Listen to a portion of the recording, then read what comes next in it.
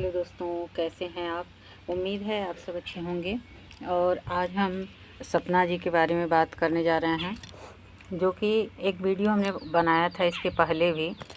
तो दोस्तों, बहुत सारे लोग हैं जो वो ऐसे ही परेशान है और अपनी ज़िंदगी को आगे ले जाने के लिए, अपने बच्चों की देखभाल करने के लिए वो मूव ऑन कर रही हैं, आगे प्रयास कर रही हैं जाने के लिए, फिर भी लोग उनको पीछे ढकेलने के लिए तैयार हैं। भगवान ने उनके साथ वैसे ही इतना बुरा किया है, और अगर वो अपने जीवन में आगे बढ़ना चाहती हैं तो उन्हें रोकने का अधिकार किसी के पास नहीं। और अगर हम उनको खुशियाँ नहीं दे सकते हैं तो कम से कम उन्हें परेशान तो बिल्कुल भी नहीं करना चाहिए, ताकि वो अपने आने वाले जीवन में अपने बच्चों के साथ खुशी से रह सकें और उन्हें एक बेहतर भविष्य दे सकें। उन्होंने कहा भी है कि वह समय आने पर सभी लोगों को जवाब देंगी जो भी उनके खिलाफ़ करने का मतलब बोल रहे हैं या कुछ अपशब्द का इस्तेमाल कर रहे हैं।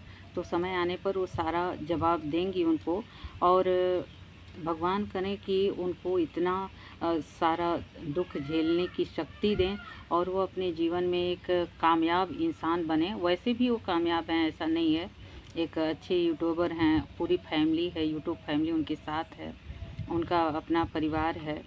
तो भले ही ससुराल पक्ष से उतना सपोर्ट ना हो, लेकिन और तो परिवार उनका है ही, और मेन तो उनका परिवार उनके दोनों बच्चे हैं जिनके साथ वो खुश रहने का प्रयास कर रही हैं।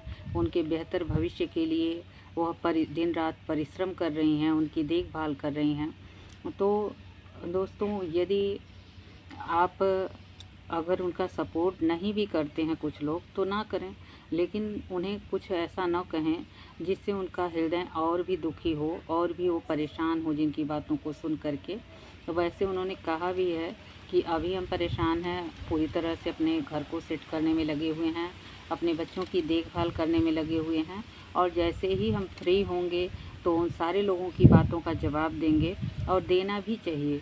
यदि हम अपने जीवन के बारे में फैसला लेने का हमारा अधिकार है, किसी और के जीवन के बारे में दखलंदाजी नहीं करना चाहिए किसी को भी।